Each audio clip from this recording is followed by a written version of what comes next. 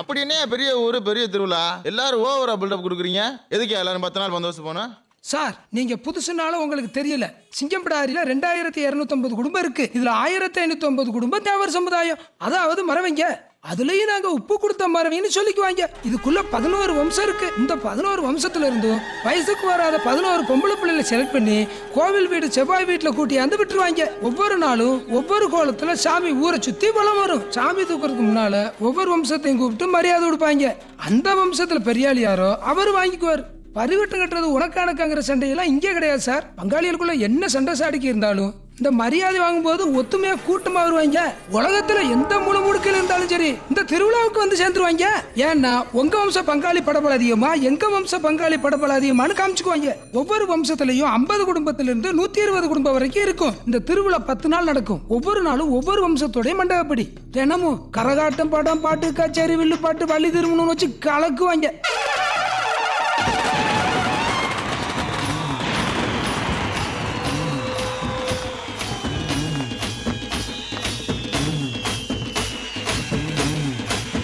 யானையை குட்டியா 500 பிரயார், யானையை குட்டியா 500 பிரயார்.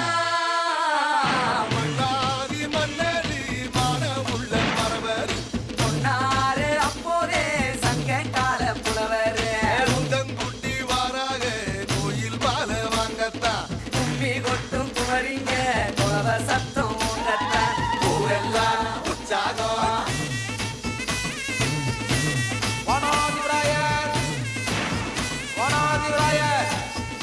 ஆமா 4 யுத்தம் புரிஞ்ச வீரறிவரு, நாக்க முக்க அறிஞ்ச வீரறிவரு, உன்னை தேவன் பாடிய விபூசமான போற்றி சொல்லு இவரு வீச்சருவான என் பாண்டி சிங்கம்தான். லண்டன் கோப்பன், லண்டன் கோப்பன். ஒலிகானே மணிக்கோளே புயலா பாஞ்சி புடிச்சாரு, குடிச்சி கொம்ப வடிச்சாரு.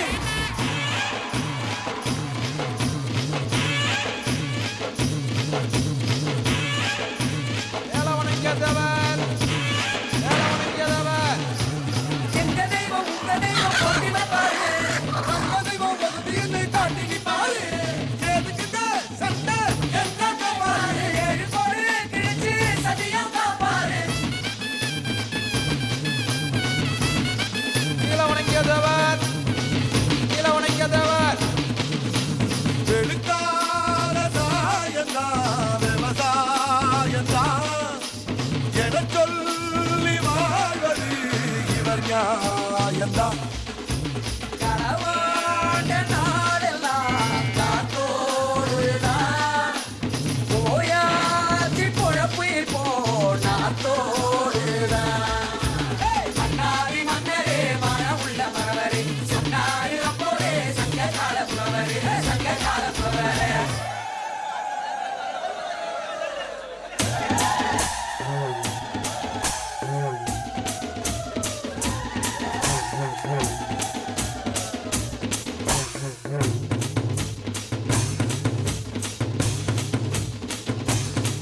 உண்மை மாற்றையர், உண்மை மாற்றையர். பார்த்தால் பசிச்சிட பார்த்தால் நல்ல மரப மனசுங்க பாடிடும். தீட்டார் அழைச்சதும் வந்து ஒன்னும் பெருந்தில ஆனந்தம் தேடிடும். சாவென்னும் ஈம சடங்குக்குந்தான் சாதிசனம் வந்து போய்தான் வைப்பாரு.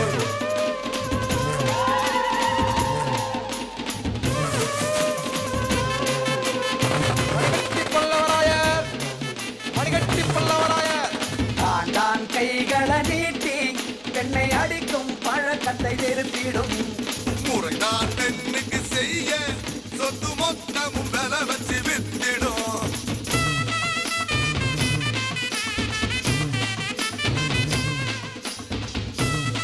பாராட்டுப்புறையர், பாராட்டுப்புறையர்.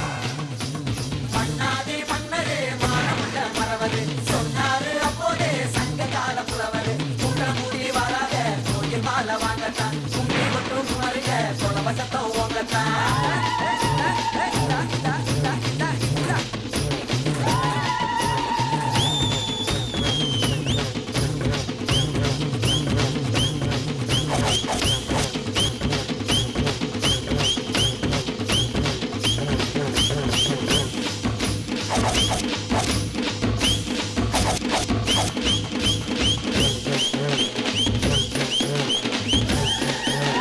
அஞ்சுண்டா மாபோசி அஞ்சுண்டா மாபோசி ஆண்டவன் குடிகன காக்கும் தெய்வம் பழக்க பார்த்து தன் பொருள் இருக்கும் வணங்கும் தெய்வங்கள் எல்லாம் அம்மன் மடிவை தானிந்து கொண்டிருக்கும்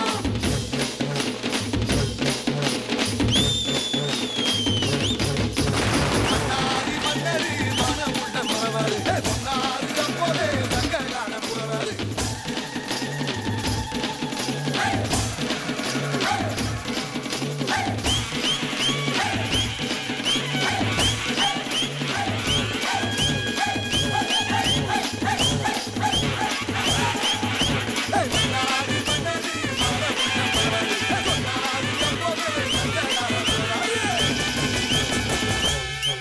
எப்பாடு பட்டாலும் பிற்பாடு வராதவர்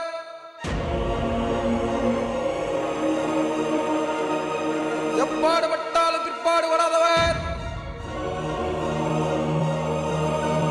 எப்பாடு பட்டாலும் பிற்பாடு வராதவர்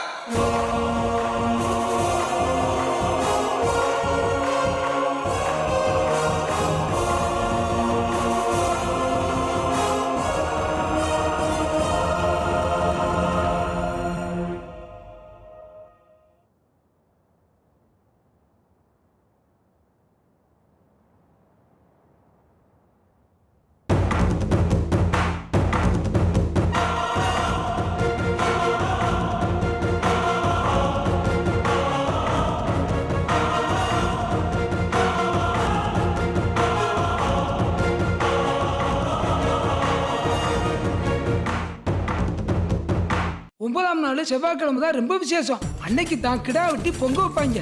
அந்த வெட்டுற கிடாய ஒரு வருஷத்துக்கு முன்னாடியே வளர்க்க ஆரம்பிச்சிருவாங்க. அதுலயும் போட்டி உன் கிடாய் பெருசா ஏன் கிடாய் பெருசான்னு பொங்க வச்சு கிடாய வெட்டும் போது ஒவ்வொருத்தனும் உசுர கையில பிடிச்சிட்டு இருப்பாங்க. ஏன்னா கிடாய் தலையில மஞ்சள் தண்ணியை ஊத்தின உடனே கிடாய் உடம்பு ஒரு குலுக்கி தலையாட்டி புள்ளி கொடுக்கணும். அப்படி கொடுக்கலைன்னா அவன் குடும்பத்துல ஏதோ தப்பு நடக்க போகுதுன்னு ஐதீகம். அன்னைக்கு ராத்திரி ஒவ்வொரு வம்சமும் ஓட்டி நீனா நானாலும் வேடி வாங்கி பாருங்க. பார்க்க அப்படி இருக்கும். யோ, இந்த கதையெல்லாம் நமக்கு எதுக்கு? நமக்கு என்னங்க வேலை? அதைத்தான் சார் சொல்ல போறேன். கிராமத்துல ஒருத்தன் வாழ்ந்த வாழ்க்கை அவன் வீட்டு கல்யாணம் காட்சியிலையும் அவன் சாவுலும் தான் சார் தெரியும். இந்த ஊருக்குள்ள ஒருத்தன் சண்டை வந்து பிரச்சனை பெருசாயிருச்சுன்னா அவன் சாவு நிம்மதியா இருக்கா சார். அவனை பழுதிக்க திருவிழாவை தான் சார் தேர்ந்தெடுப்பாங்க. இந்த திருவிழா நேரத்துல யாராவது செத்து போயிட்டா அவன் சாவுக்கு தப்பு கொட்டக்கூடாது, மாலை போடக்கூடாது, பாட கட்டக்கூடாது, யாரும் சத்தம் போட்டு அழுக கூட கூடாது. பங்காளிகளா சேர்ந்து கட்டில ஒதுக்கி போட்டு அநாத பணம் போல கொண்டு போய் எரிச்சு போடுவாங்க. அந்த வருஷம் அந்த வம்சத்துக்கே மரியாதை கிடையாது. கோவில் தெருவில் மோது கட்டி இழுத்துட்டு திருவிழாவை கொண்டாட ஆரம்பிச்சிருவாங்க. ராத்திரி திருவிழா கூட்டத்துல யாரு கொண்டாங்க எப்படி கொண்டாங்கன்னு தெரியாது. ஆனா கொன்னவன் பட்டச்சாராயம் பன்னிக்கரையும் தின்னுபிட்டு சந்தோஷமா இருப்பாங்க. இதுக்கு பேரு கருவருக்கும் பண்ணிப்பாங்க. கத்தி குத்து கிடையாது, கத்தால குத்து தான். கத்தியால குத்துனா கூட தப்பிச்சுக்குவாங்கன்னு கத்தாலையால குத்துவாங்க. சாறு விஷம் திண்டு செத்து போட்டும்னு. இப்படி ஒவ்வொரு வருஷமும் 2-3 கொலை விழுந்துருது. போன வருஷம் நம்ம டிபார்ட்மெண்ட்லயே ஒருத்தர் போட்டாங்க. ஏன்? சிங்கம்படாரில உரண்டே காட்டியிருக்காரு. எல்லாம் ரத்தம் இலவட்டம் ஆடுறாட்டம் தானே. எதைய வேன் கண்டுபிடிச்சு உள்ளதுக்கு போட்டா எல்லாம் சரியாயிரும். இல்ல சார், 30-35 வயசு கீழே உள்ளவங்க யாரும் சண்டை சாடிக்கு போறது இல்ல. 40 வயசுக்கு மேல உள்ளவங்க தான். ஏன்? அதான் சார் தெரியல. இதெல்லாம் கால கொடுவனடா. அந்த காலத்துல சண்டை சச்சரவு அதிகமா இருந்ததாலதான் எல்லாரும் ஒண்ணு மண்ணா சேர்ந்து சண்டையை மறந்து அமைதியா சந்தோஷமா கூடி கொண்டாடுறதுக்கு தான் திருவிழாவே கண்டுபிடிச்சாங்க. இவங்க என்னடானா ஈத்திரப்பேலுக. சார், புலிவதனத்துல திருவிழா சீட்டு போட்டாங்க. அவங்களும் போட்டாங்களா? கிழிஞ்சது நரியங்காடு போலீஸ் ஸ்டேஷன். அவங்களும் தேவைங்க தான். கொண்டையங்கோட்டை மரவன்னு சொல்லுவாங்க. அங்கேயும் இதே போட்டி தான். போன வருஷம் அந்த ஊர் தலைவரையா போட்டுட்டாங்க. அப்புறம் அந்த ஊருக்குள்ள போய் நம்ம தான் நாங்க போலீஸ்ன்னு சொல்லணும். அவங்க மதிக்கவே மாட்டாங்க. என்ன பிரச்சனாலும் நம்ம கிட்ட சொல்லவும் மாட்டாங்க. இந்த வருஷம் எவன் சாக போறான்னு தெரியலையே சார்.